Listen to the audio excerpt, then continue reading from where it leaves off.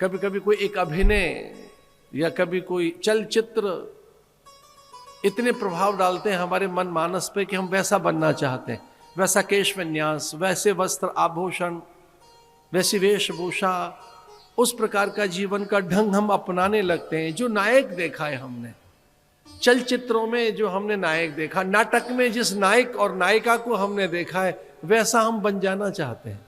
अरे नायक कैसा है, हम वैसे बने।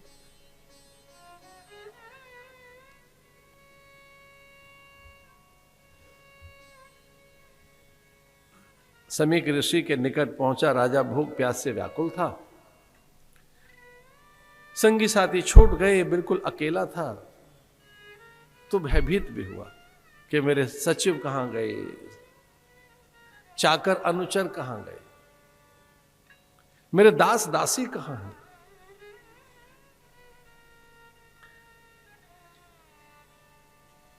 सम्मान की इतनी कामना जगी, मैं अकेला हूं, मैं राजा हूं। तो जो राजा भूख प्यास पर नियंत्रण रखता था, एक नई बात सुना रहे हैं, ध्यान से सुनना। राजा तितिक्षु था, साधक था।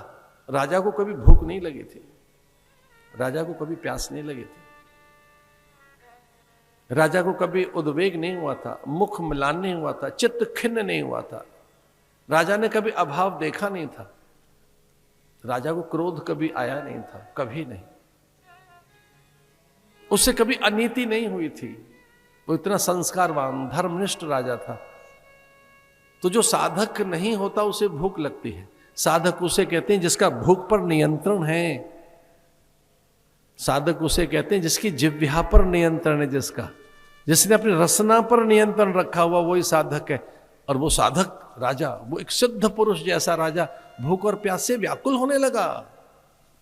एक किसी महात्मा के पास जाकर, जो महात्मा समाधि में बैठे थे, उसे याचना नहीं, आदेश करने लगा, अरे उठ साधु, मुझे कुछ खाने पीने को दे, मुझे प्रणाम कर, उठ, मैं, तू मेरी प्रजा है।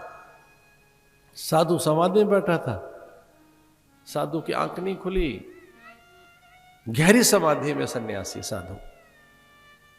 इस राजा ने मरा हुआ सर्प डाल दिया गले में।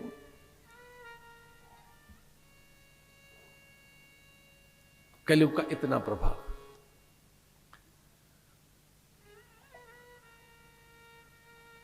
श्रृंगी ऋषि ने श्राप दिया, अरे राजन तू अमर्यादित है, इतना अभिमान तुझे, तो जैसा बड़े लोग करते हैं वैसा ही प्रजा करेगी, इसे मैं तुझे श्रापित करता हूं। इति लंघित मर्यादम तक्षक सप्तमे हनि।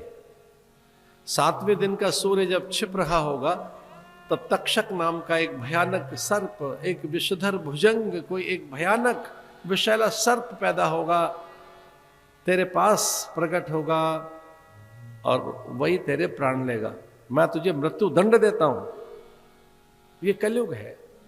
उधर महात्मा को भी आवेश आ गया, इधर इसे भी क्रोध आ गया और सारे पुण्य क्षीण हो गए। लेकिन इसको हम पुण्य क्षीण कहना नहीं मानेंगे, ये भागवत के आगमन के संकेत हैं। हरिक्षा बलियसी, भगवान का ऐसा ही विधान था।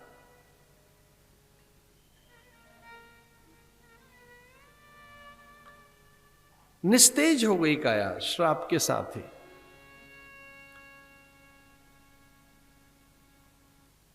योगी को प्राय स्वेद नहीं आता है, संयमी पुरुष को पसीने कम आते हैं।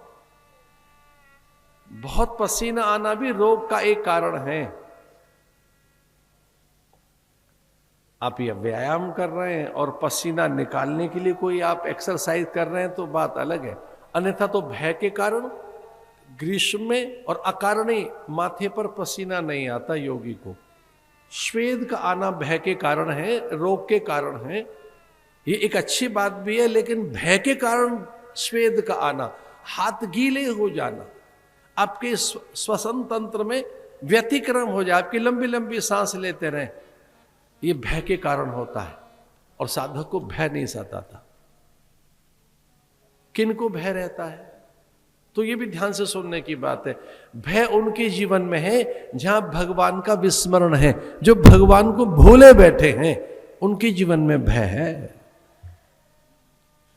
इष्ट की निकटता का अनुभव करोगे, इष्ट के साथ एकाकार रहोगे तो भय कभी नहीं रहेगा। भयभीत वो होता है जो इष्ट से दूर है।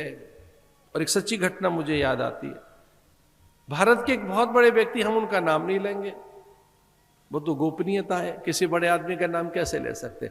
पर भारत के बहुत बड़े एक व्यक्ति ने मुझसे पूछा था एक बार कि महाराज पहले ऐसा नहीं होता था, आजकल थोड़ा डर लगने लगा है, थोड़ा डर जाता है मन। बड़ा साहस करके आपसे प्रश्न किया। आप हमारे गुरु हैं, अपने मन की बात केवल आपसे कर सकते हैं, पत्नी से नहीं की, माता पिता से नहीं की, अन्यों से तो ये बात कैसे कहें। आजकल डर लगता है, थोड़ा डर लगने लगा है।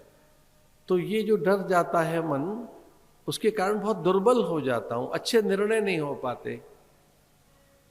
एक भीतर दुर्बलता अनुभव कर रहा हूं डर के कारण। भय बहुत सताता है कभी कभी। तो एक तो उसका कारण बताइए और निवारण बताइए।